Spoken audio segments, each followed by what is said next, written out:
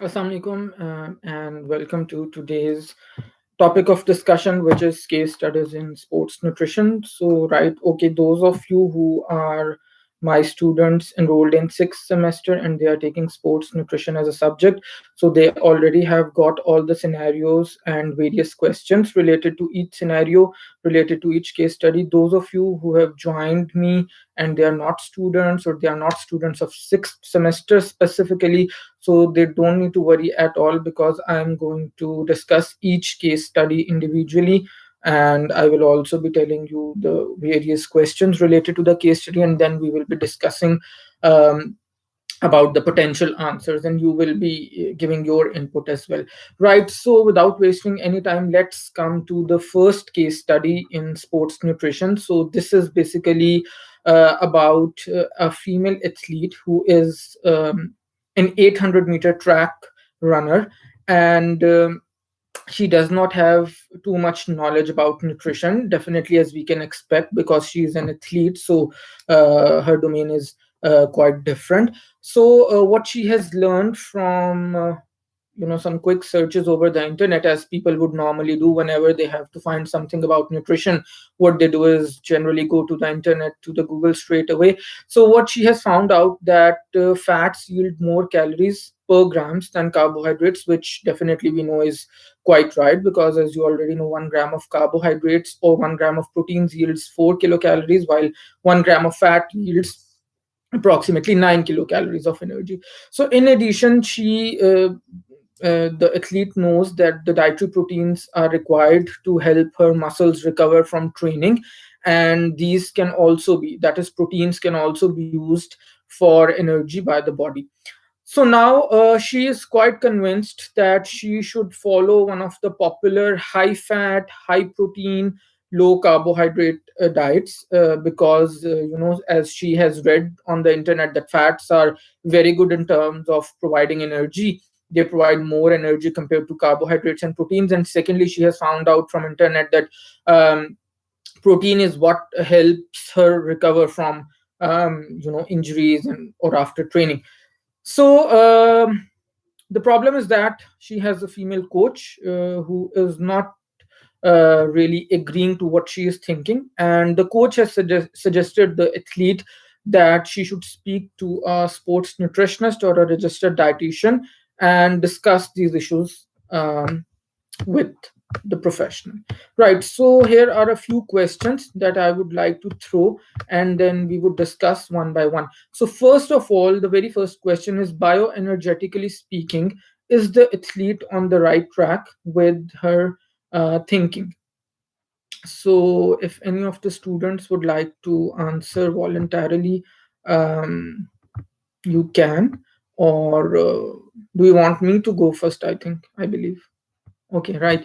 Um, Let me answer this one. Okay, bioenergetically speaking, well, not really. The athlete is not on the right track, because although we know that it is true that fats provide you more energy compared to carbohydrates or proteins, and that is, fats are more energy dense, but that does not mean that fats are our fuel of choice. As you already know, the first preference of the body to use energy is from carbohydrates, not from fats or from proteins. Plus, you know that fats have, if they are taken in larger quantities, larger amounts, then they can have some health consequences as well.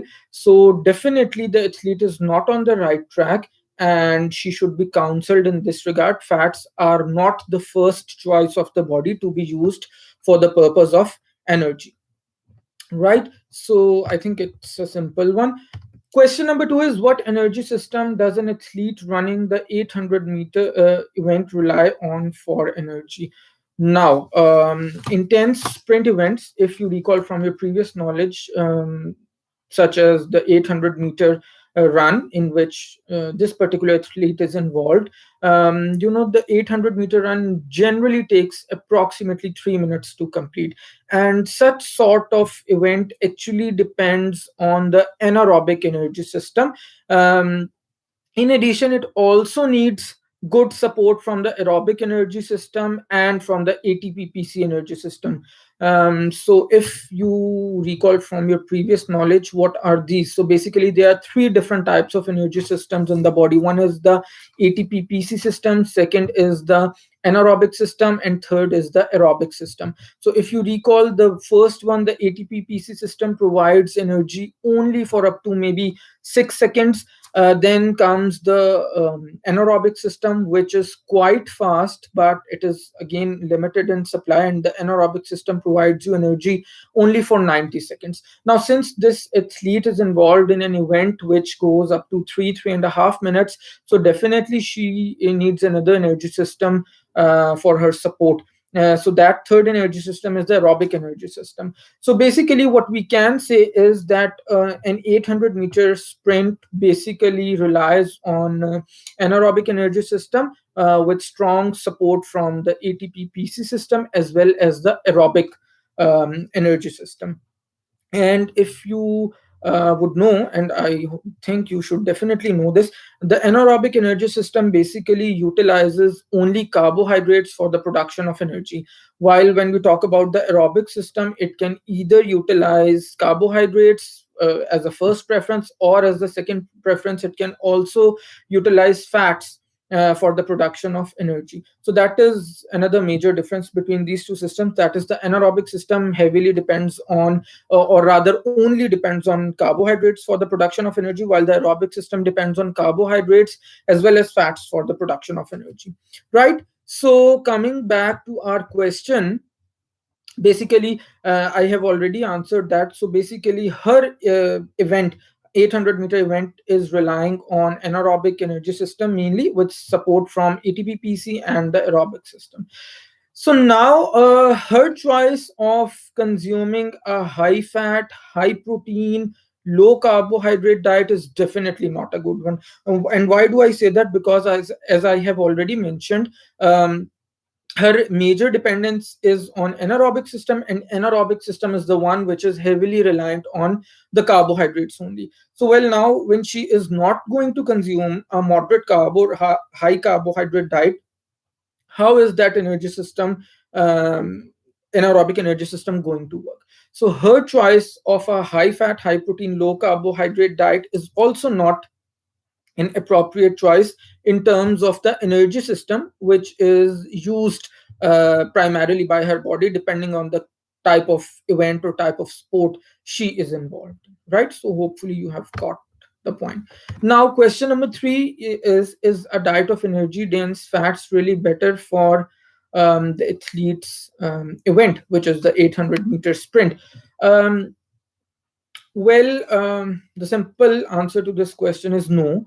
And why do we say that? We simply say that because, number one, fats are not utilized by the anaerobic energy system, and she is involved in 800-meter sprint, so that heavily relies on the anaerobic energy system. And number two, fat is also not good because if taken in higher amounts, fats can also cause um, you to consume excess calories, and they can cause increased body fat, and then it can also lead to some other metabolic disorders such as diabetes mellitus, maybe hypertension, cardiovascular diseases, some liver disorders. Being an athlete, too much consumption of calories from fats can also um, reduce her speed or maybe stamina, so things like that. So yes, definitely it is not a good option at all.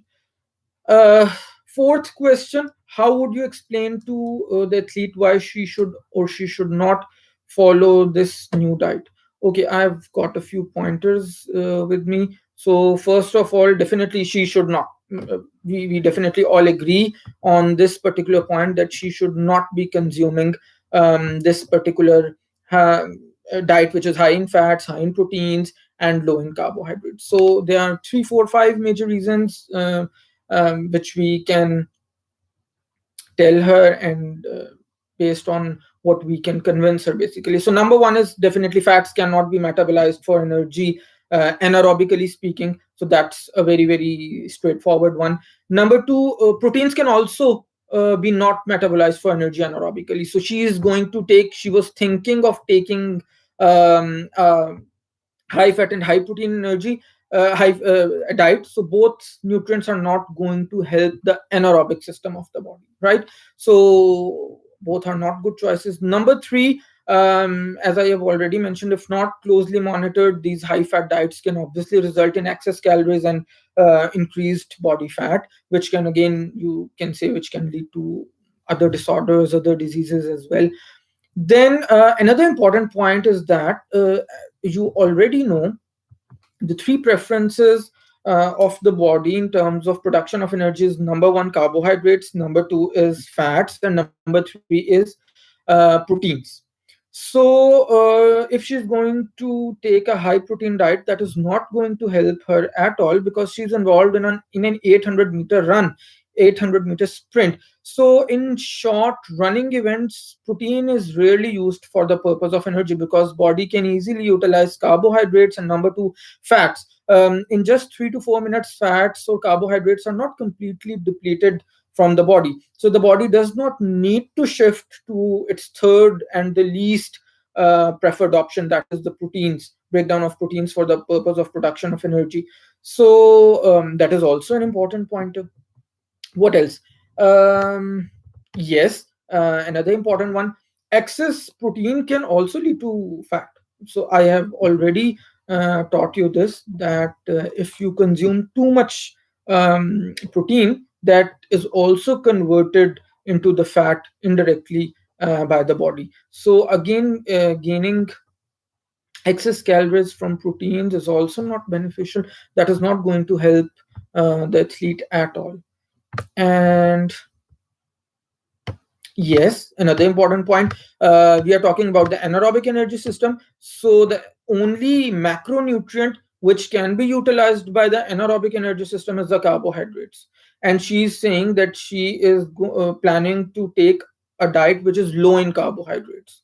So her diet is not really what suits or matches her major energy production system in the body, based on the type of sporting event she is involved in. So that is another important point. Um, what else? Yes, one other thing: if she or any athlete is on a low carb diet, so then if the athlete is having 2 to 3 different sessions per day, then that low carbohydrate diet is definitely not going to help the athlete um, refuel between the sessions as well. So generally, we always talk about elite athletes doing 2, 3, or sometimes even 4 training sessions a day, or they practice a lot. So basically, that is not going to help at all. She would be feeling fatigued very soon, because she will be on a low carbohydrate diet. And I already told you many times, even in the class, that carbohydrates are, no matter what you are, an athlete or an ordinary conventional individual, carbohydrates always remain the first preference of body for the production of energy. Okay, we have a question. Mahia Shah is asking, so why fat not? What do you answer? Can you repeat? Okay, why she should not be taking a high fat diet is for two major reasons. Number one is that the anaerobic energy system cannot utilize fats for the production of energy, right? Number one. And she is mainly reliant on the anaerobic energy system, because she runs 800 meters, right? So that mainly depends on the anaerobic energy system. Number two, if you take too many calories from fat, so that is obviously going to increase her body fat levels, and she's going to gain weight, which is definitely not going to help a sprinter or a runner. You can imagine, even if a runner or a sprinter gains weight by only maybe 3 kgs or 4 kgs, so it can drastically affect her uh, speed. So that is the reason, right? What else? Yes, another major pointer, how can I miss that one? Well, if she is going to be on a low carb diet, then what would happen with the body? If she trains, and she would not be giving the body enough or ample carbohydrates, then the body is going to be dependent on fats and then ultimately proteins for the production of energy. So if she would be training hard, eventually she would end up losing her, precious hard earned muscle mass, which obviously no athlete can afford to lose. So that is another drawback of such a diet. So I think I have covered I have given you 7 8 major points in answer to this question. That is more than enough. So if any one of you has something to add to this, you are more than welcome. Or if you have not understood, you are more than welcome to ask me.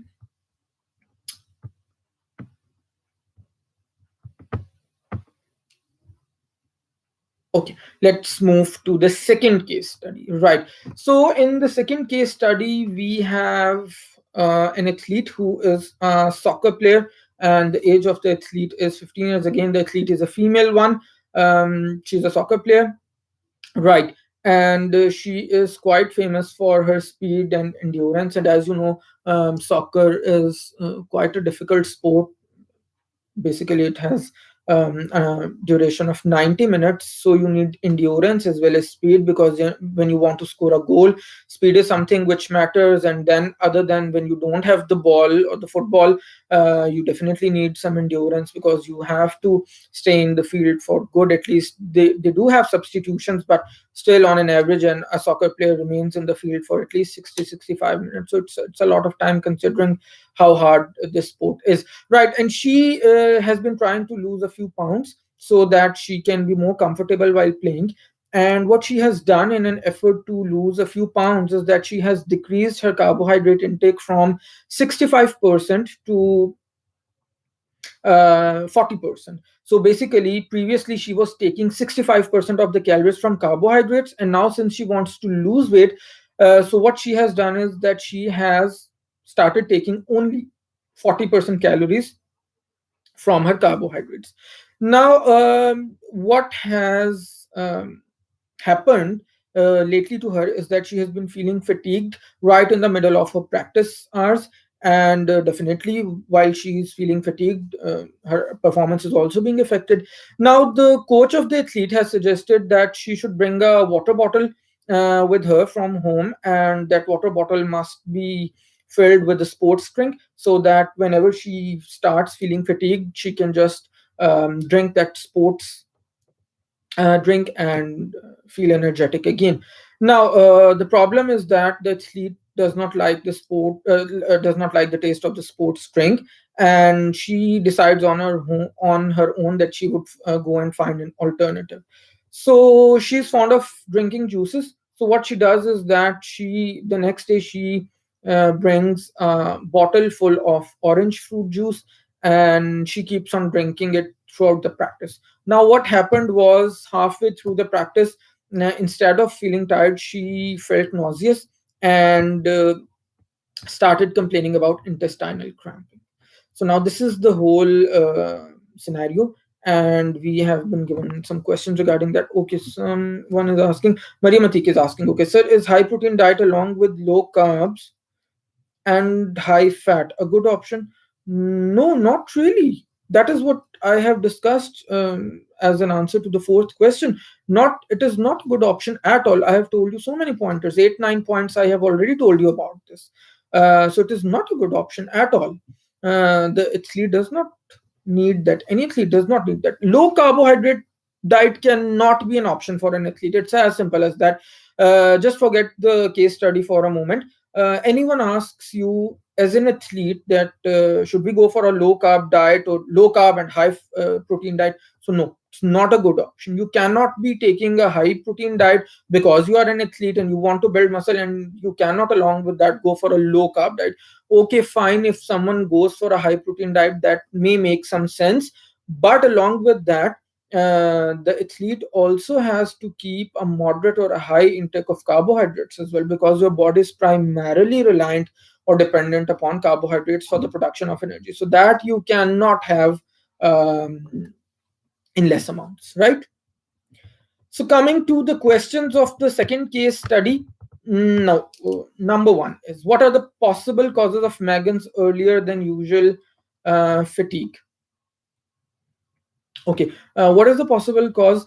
Definitely, what she has mistakenly done is she has reduced her intake of caloric intake from carbohydrates. So earlier she was taking 65% energy from carbohydrates, and now she's only taking 40% energy from carbohydrates. So that is the reason she is feeling fatigued quite early in the practice. And what she should do is she should overall reduce her caloric intake, not the intake of calories from coming from the carbohydrates. So that is the mistake on her part, basically. Khadija Tahir is asking, low carbohydrate diet is the cause and not refueling. Do you know? Okay, you are trying to answer this question. Okay, low carbohydrate diet is the cause. Yes, right, and not refueling during practice. Okay, fine. Yes, fair enough. Absolutely. Second, you can also say that she was not refueling as well. Now, the next question is, what dietary suggestions might you give to Megan to get her back to peak sport performance? Okay, give me those. All of you should give. Who is brave enough to come forward and give me one, two, three pointers?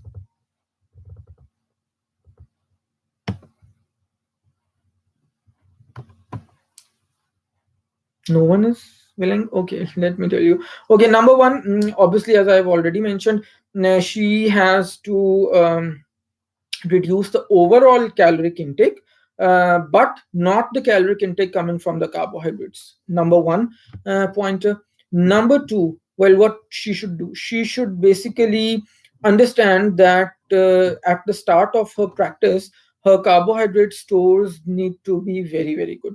Because if she starts practicing on an empty stomach, or not necessarily on an empty stomach, but with low carbohydrate or low glycogen reserves, then definitely she is going to fatigue sooner.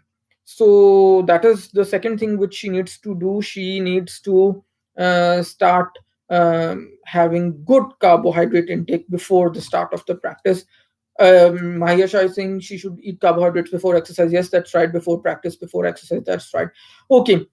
Number three, very, very important. She did another mistake when the coach suggested her to bring a water bottle full of sports drink, and since she did not like the taste of the sports drink, so she brought the orange juice.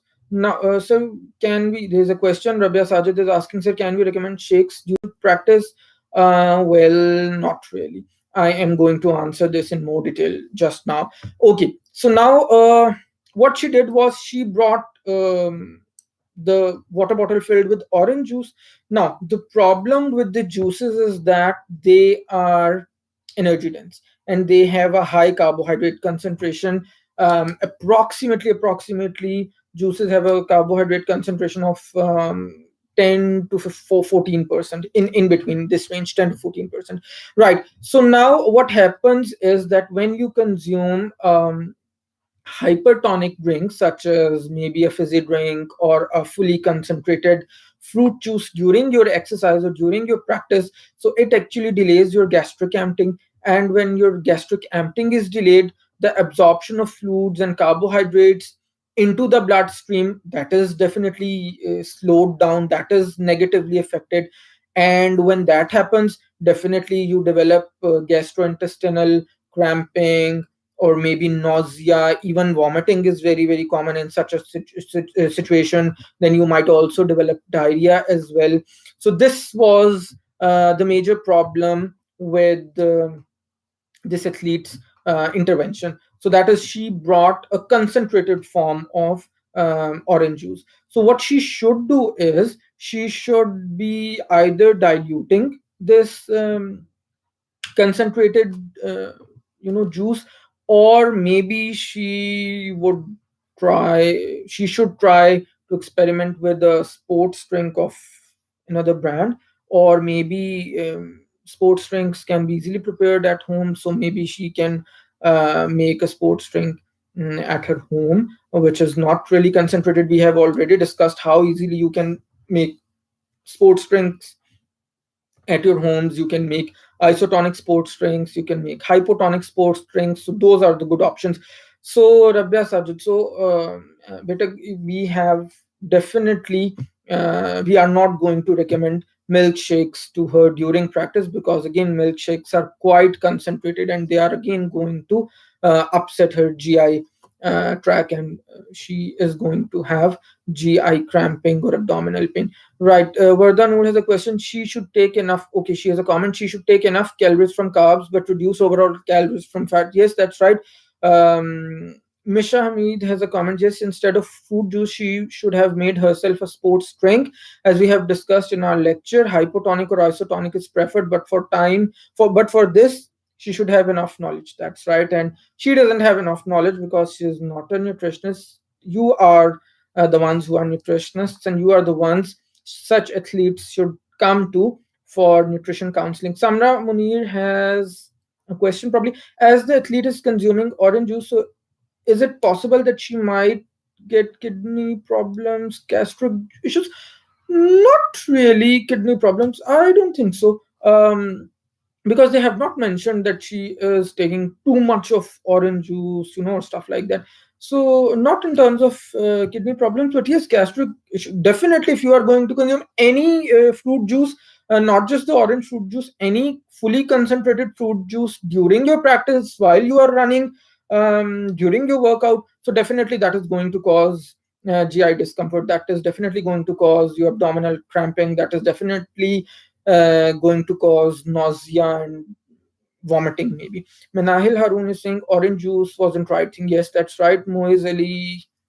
Hey, okay. Shamaim is here. Okay, right. Okay.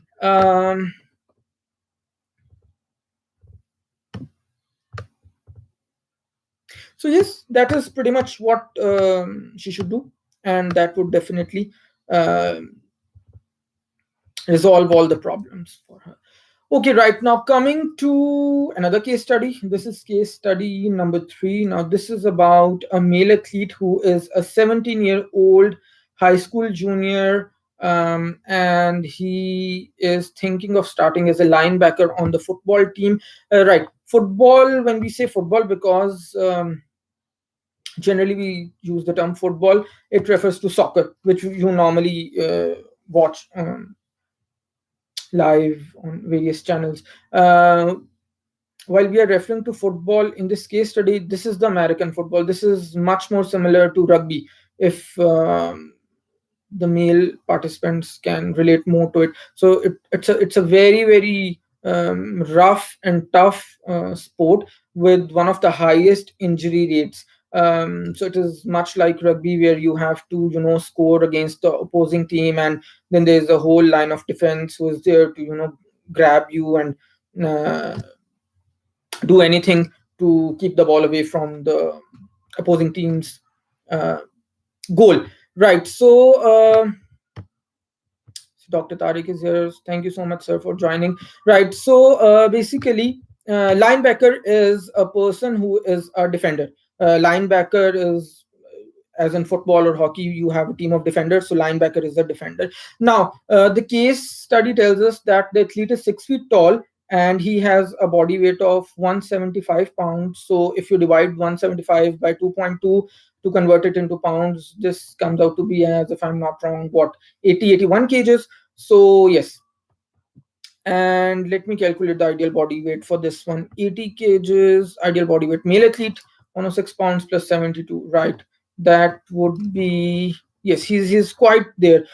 His ideal body weight is approximately, yes, 175 pounds, so he's quite there. Now the problem is that the coach of the athlete, he recommends that he should be gaining 10 to 15 pounds over the next 8 months, because he is linebacker, that is, he is on the defense line, and the coach wants him to gain some weight so that he can play well, and stop the goals of the opposing team. Right now, here is some 24-hour dietary recall from the athlete. Now, the athlete eats home cooked, well balanced meals for breakfast as well as supper. Supper is the evening snack. So at breakfast, he drinks a protein supplement which gives him 56 grams of protein. And similarly, at the time of um, just before sleeping, he also consumes he again consumes that supplement, which again gives him 56 grams of protein. For school lunch, he packs either tuna is fish, as you know, tuna or chicken sandwiches, and they are obviously both good sources of protein. Now in the mid morning and mid afternoon snacks, what he does is he consumes a protein bar, and generally one protein bar gives you approximately 24 grams of protein, right? So this is his 24-hour dietary recall. Now the first question: is the athlete getting enough dietary protein to achieve his goals? um, Okay, now we don't even need to calculate mathematically. Even the common sense tells that he is definitely consuming more protein than his requirements. Because as you can see from the 24-hour dietary recall, he is consuming 2 protein bars per day, and then he is consuming protein supplements twice a day, which gives him 56 grams of protein. So 56 plus 56, 112, and then 2 protein bars, 24 plus 24, that becomes what, 48. So 112 plus 48 is what, 160 grams. So in addition, he's also consuming 2 chicken sandwiches or 2 tuna sandwiches. So on an average, one tuna sandwich, if it is of 100 grams, one tuna slice gives you what, 30 grams of protein, and 100 grams of chicken approximately gives you maybe 25 grams of protein. So again, he is on a high protein diet basically, and that high protein is not only coming from the diet, but also from supplements. Right. So question number 2: what are the recommended guidelines for protein intake for an athlete wanting to gain weight? Now you have started the protein requirements for athletes. So, if you recall, if an athlete wants to gain weight, he or she requires protein in an amount of 1.6 to 2 grams protein per kg body weight per day, right? So, we can simply calculate it. If we convert his weight in pounds to weight in kgs, so 175 divided by 2.2, that comes out to be as approximately 81 kilograms, 80 kg, you can roughly say. And what is the requirement of proteins? 1.6 to 2 grams per kg body weight per day. So you can simply multiply 80 by 1.6 and 80 by 2. So 80 multiplied by 1.6 becomes what, 128, and 80 multiplied by 2 becomes 160. So yes, that is his protein daily protein requirements. Even if he wants to gain weight, 128 to 160 grams of protein per day is what he should be aiming at, right? And as we have already just seen, that only based on his protein supplements and protein bars, he is consuming 160 grams. We are not including the protein from diet in this. So basically, he is definitely over consuming, and we have already studied multiple times that if an athlete consumes protein more than the amount required, that is not definitely going to help him. The maximum amount which a lot of researchers have um, recommended that can benefit any athlete is 2 grams per kg body weight per day. If you consume protein beyond this particular amount, then that is not going to help the athlete at all, right? Now, the next question: is it detrimental to consume a diet containing too much protein? Okay, we had a big debate in class regarding this thing. Um, okay, so if anyone wants to say something regarding this, he or she is more than welcome. My take on this is definitely, if an athlete consumes too much protein, number one, that overconsumption of protein is not going to help. that particular athlete, that overconsumption of protein is not going to help the athlete build or gain muscle mass, because in order to gain muscle, what you need is good high biological value protein coupled with the right kind of exercise. So that is not only about taking good quality protein, that is also about taking protein and doing the right kind of exercise. So not good. Thirdly, my take on this is that because the particular athlete is also taking high amounts of protein from supplements and bars, so that is definitely not going to help him, and that could actually be detrimental for his overall long term health. That could disturb his liver functions, that could disturb his renal functions as well. Because when you take additional protein from foods, that is fine, that is not too much of a problem for the liver or for the kidneys. But when you consume too much protein from supplements, then that can be problematic, because that cannot be handled well by the liver or the kidneys.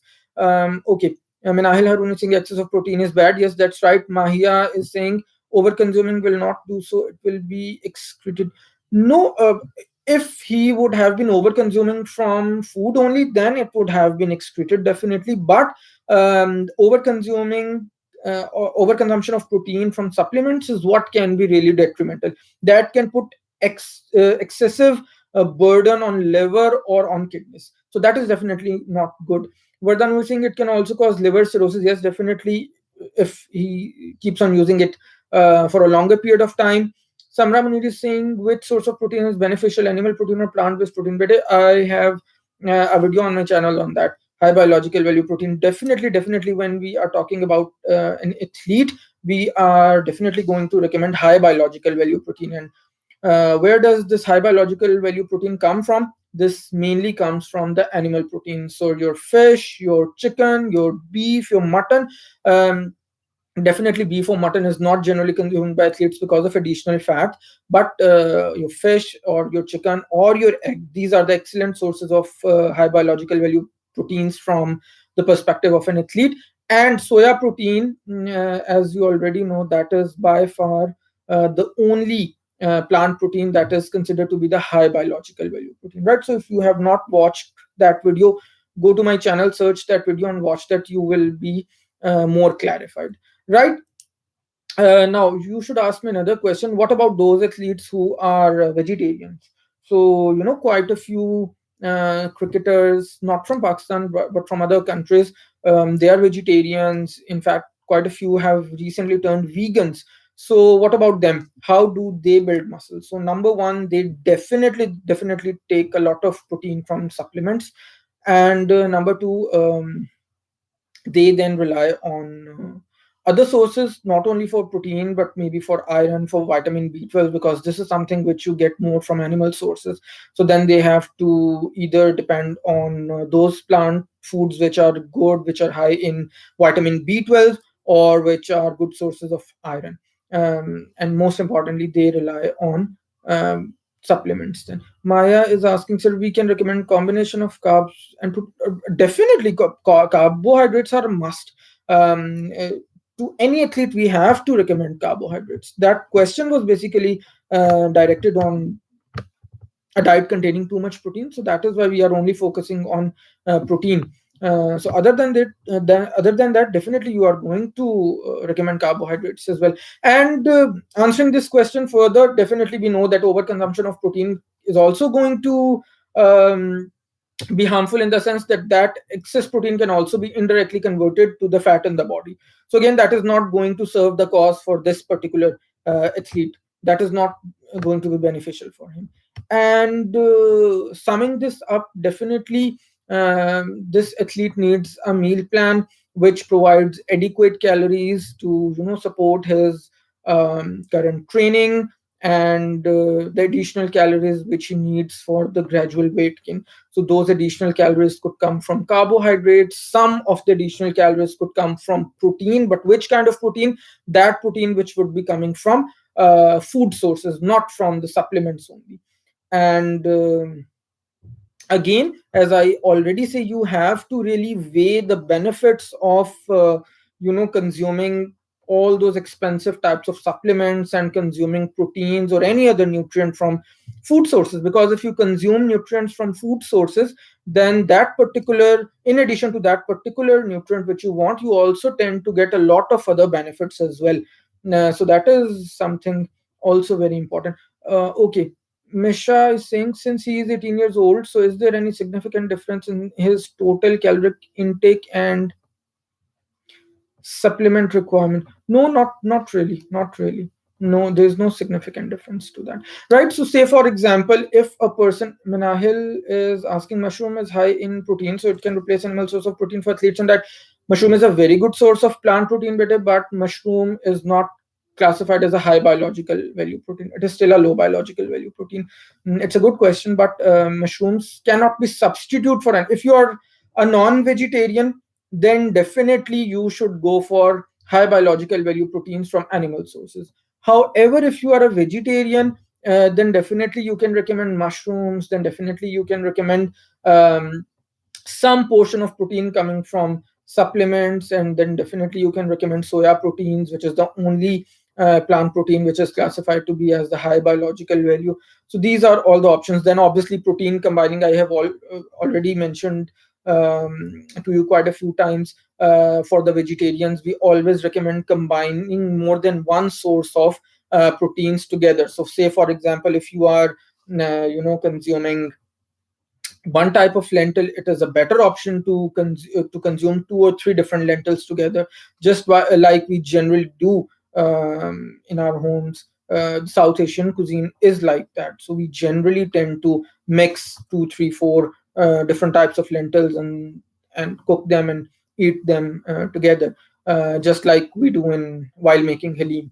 So that is a better option, protein, combining different types of protein, so that their amino acid profile can be as good or near to as good as the amino acid profile of any protein coming from a high biological um, protein source, right? So yes, that's it. This is what we have from the third case study, and we have quite a few case studies to go as well. I think it is going to be time for Maghrib prayers in a couple of minutes, so definitely I don't want any one of you to miss that because of my lecture. So we have to finish these up, so we will definitely need another session. One more thing I can see is that there are only 37 students out of 100. 36 now. Okay, so this lecture is being recorded and it will be immediately available on my channel right after this live stream is over, so you can always go back and you can always watch this, or those students who are definitely not online right now, they can watch the recorded version of this live stream as well, right? So I think we will inshallah meet next time. I will communicate to you the time for the next YouTube session. In addition to this, your online lectures with me will be as per schedule in the morning, as before. So inshallah we will meet next time. Take care, stay at homes, stay safe. Allah Hafiz.